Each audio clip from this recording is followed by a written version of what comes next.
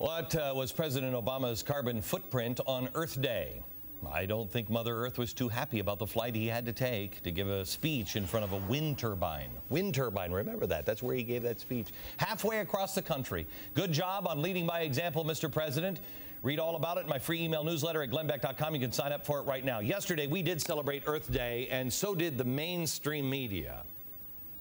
And now to a new vehicle that's sure to turn a lot of heads on this Earth Day. It's called a Peapod. Robert Kennedy Jr., his Riverkeeper organization, is part of that alliance, and it's holding a star-studded Earth Day benefit today.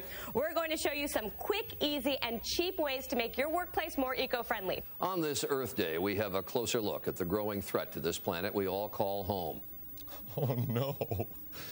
No to global warming. Yes to cap and trade. Let's rewind a week ago. Remember the coverage of the Tea Parties.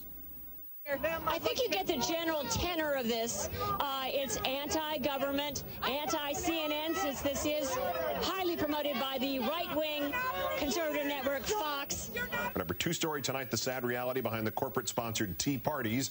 Visual proof that this is not about spending, deficits, or taxes, but about some Americans getting riled up about these things, riled up by the people who cause these things, and finally about some Americans who just hate the President of the United States. Today is the day that taxes are due to the federal government. And in an act of somewhat inchoate amorphous protest, Americans in many cities around the country gathered in public around their chosen protest symbol today, the tea bag. Wow. See what a difference? I mean, should I say what a difference GE makes? Is it a coincidence that a particular network's parent company is the largest supplier of wind turbines in the U.S.? Wait, who was in front of a wind turbine yesterday? Oh my gosh, it's Barack Obama. I'm not the only one asking this question. Everybody should be. Yesterday at the GE shareholders meeting, a bunch of people asked about this network's bias. One of them was Bill O'Reilly's producer, Jesse Waters. He joins me now. Are you afraid to come in the all-cry zone, Bill? Is that what's happening here? You know, I tried to get into the bunker, and there was just too many sandbags in front of the door. I couldn't get through. I heard you knocking on the door. You let me in, Glenn. Once again. Yeah. And then there was like little guys, you know, were outside. Don't give away all of our secrets. Centuries. All right, so Bill, tell me about this. This story absolutely amazes me. This is a big story, and you don't know the half of it, Beck, and you will after you watch The Factor tonight. No, I may not watch. Well, if you don't watch it, then you're not going to be in the know, and I know that you want to be in the know. Okay, tell me. Okay, now this is far beyond any wind turbine deal. Yeah. Let me ask you a couple of questions. That's how we're going to do the interview.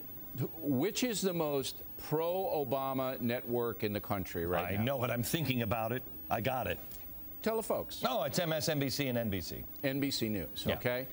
Which network promoted the Obama presidency during the election the most? Was NBC. Most for him? NBC. Okay. Those are facts. They're irrefutable. Everybody knows it. Now, there was a network attached to NBC, CNBC, which had the brazenness to actually criticize some of Obama's economic policies. Remember that? Yep. And all of a sudden, Jeffrey Immelt, the CEO of General Electric, and Jeff Zucker, the president of NBC, went over to New Jersey to CNBC, and what did they do? They told them to keep their mouth, to zip it on anti-Obama stuff. In fact, the guy is Rick Santelli, is that his name? Yeah, the teabag guy. He came out and said, they sent me to a re-education camp. So now all the Beck viewers and listeners know what the framework is. That we have the General Electric Company, one of the most powerful companies in the world, actively promoting a political candidate for the presidency, Barack Obama, and then after he wins, allowing vicious attacks on any criticism of said president, and actually telling the CNBC people, knock off your criticism of him. But they've also, Bill, they've also, and I know you've covered this because I've watched it for years, they've covered this, or you've covered this, where they sell all these green things where they're just like, hey, look at this. Okay, that's true. But Brian Williams, look at this nice light bulb that the trees are lit in. Right. That's true. But this is a bigger thing than that. All right, so you start there with the fact that this corporation, General Electric, has promoted a candidate for president who won and is now protecting that man. This is an abuse of power, abuse of corporate power. Should not happen. Now, the company, GE, owns one of the biggest media outlets in the world, NBC. So, got a tremendous amount of power packed. Now we find out through the good reporting of the Washington Examiner, small newspaper in D.C., we find out, and this is what the factor story is tonight, that General Electric has set up a division to capitalize on cap and trade, the carbon corporate tax, if it's passed. General Electric is heavily lobbying for contracts that could bring them billions of dollars, getting involved with the cap and trade transactions, whereby every company in the United States that has emissions would be told by the federal government, if you go over a certain amount, you need to pay us or buy other things. GE would be right in the middle of profiting from that. So, hey, I wonder why they're shutting down criticism of Barack Obama and attacking people like you and me who on occasion might criticize the president. You, sir, you know, every American knows that if this parent company of Fox was building war machines or tanks or whatever, if we would have supported George W. Bush, the media would have gone crazy. These people, they don't care about GE. Jeffrey Immelt does not, I mean NBC, Jeffrey Immelt does not care about NBC or its news credibility whatsoever. It is nothing but a propaganda machine to be able to sell wind turbines and make money for GE. That's all it is. It's deeper than that, though.